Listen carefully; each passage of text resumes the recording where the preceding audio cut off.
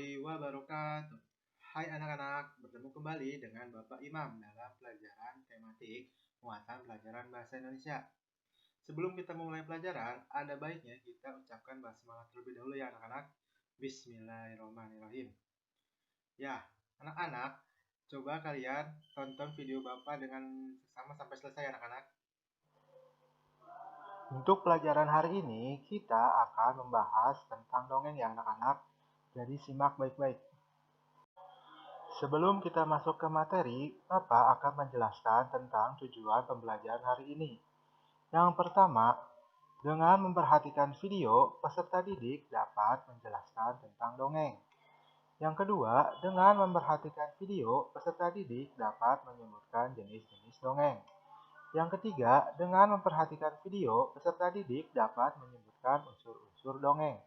Dan yang terakhir, dengan memperhatikan video, peserta didik dapat memahami unsur-unsur dongeng dalam teks bacaan. Jadi, apa itu dongeng? Pengertian dongeng. Dongeng adalah cerita khayalan yang umumnya bercerita tentang kehidupan pada zaman dahulu kala. Jadi, dongeng itu cerita khayalan ya anak-anak. Cerita khayalan berarti dongeng itu cerita tidak nyata. Setelah sebelumnya Bapak menjelaskan tentang pengertian dongeng, selanjutnya Bapak akan menjelaskan tentang jenis-jenis dongeng. Jenis-jenis dongeng ada 5 ya anak-anak. Yang pertama, mite atau mitos, yaitu dongeng dengan latar belakang sejarah yang mengandung hal-hal ajaib dan dianggap suci. Contoh dongeng mite yaitu Nyi Roro Kidul, Joko Tarub, dan Dewi Sri. Yang kedua ada legenda, yaitu dongeng mengenai peristiwa sejarah suatu nama daerah atau asal-usul daerah. Contoh dongeng legenda yaitu asal mula Danau Toba, Tangkuban Perahu, dan asal mula Surabaya.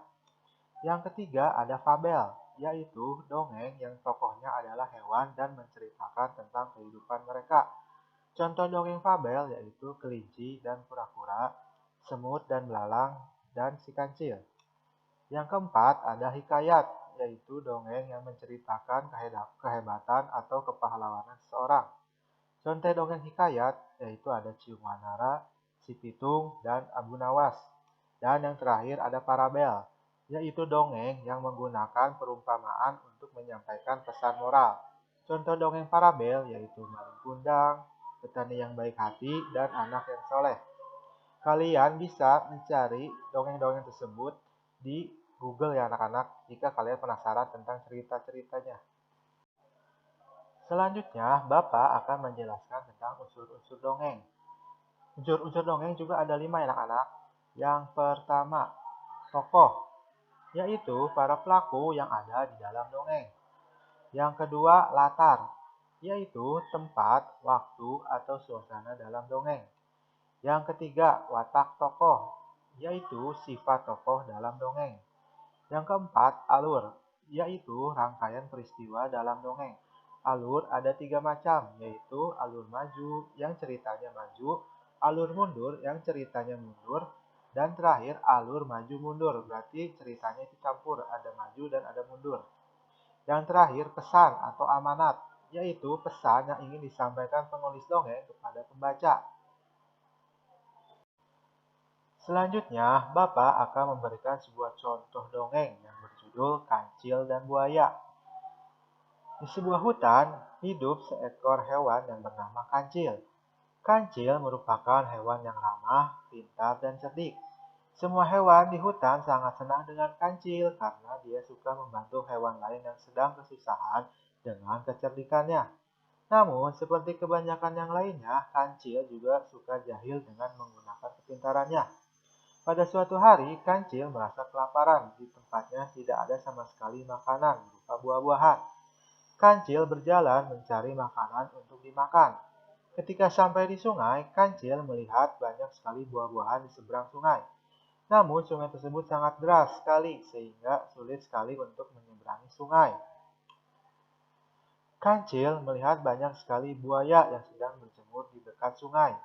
Dengan kecerdikannya, Kancil mendapatkan cara untuk menyeberangi dengan memanfaatkan buaya tersebut. Kancil memanggil para buaya tersebut agar berbaris di sungai karena dia akan menghitung buaya untuk diberikan makanan. Para buaya tersebut menurut saja karena mereka berpikir akan mendapatkan makanan. Para buaya berbaris di sungai. Si kancil melompati para buaya yang sedang berbaris untuk melewati sungai dan berkata, "Terima kasih telah membantu menyeberangi sungai dan pergi begitu saja." Para buaya pun merasa kesal karena telah tertipu oleh si kancil. Nah, bagaimana anak-anak? Apakah kalian sudah membaca dongeng si kancil dan buaya dengan seksama? Sekarang, Bapak akan menjelaskan jenis dan unsur dalam dongeng si kancil dan buaya. Yang pertama, dari dongeng si kancil dan buaya kita dapatkan jenis dongengnya yaitu fabel. Kenapa fabel? Karena kancil dan buaya itu nama hewan ya anak-anak. Yang kedua, unsur-unsur dongeng dalam dongeng si kancil dan buaya, yaitu satu, tokohnya, kancil dan buaya. Kedua, watak atau sifat tokoh. Kancil memiliki sifat ramah, pintar, cerdik, dan suka jahil. Sedangkan sifat buaya rakus dan mudah ditipu. Latar. Latar dari dongeng si kancil dan buaya yaitu di hutan dan sungai. Alurnya, alur ceritanya maju. Lalu pesan atau amanat yang ingin disampaikan, yaitu jadilah orang yang cerdik dan pintar, namun jangan gunakan kecerdikanmu untuk hal-hal tidak baik ya anak-anak. Nah, sebelum kita akhiri pelajaran hari ini, Bapak akan memberikan tugas harian untuk kalian ya anak-anak. Tugasnya yaitu Bu Pena halaman 118. Ya, di situ ada dongeng, kalian baca dengan baik-baik. Lalu kerjakan soalnya nomor 1 dan nomor 2 saja. Dan jawabannya saja ya anak-anak di buku tugas. Nah, bagaimana video Bapak tadi anak-anak? Semoga kalian dapat memahami video yang Bapak berikan hari ini anak-anak. Cukup sekian pembelajaran dari Bapak. Assalamualaikum warahmatullahi wabarakatuh.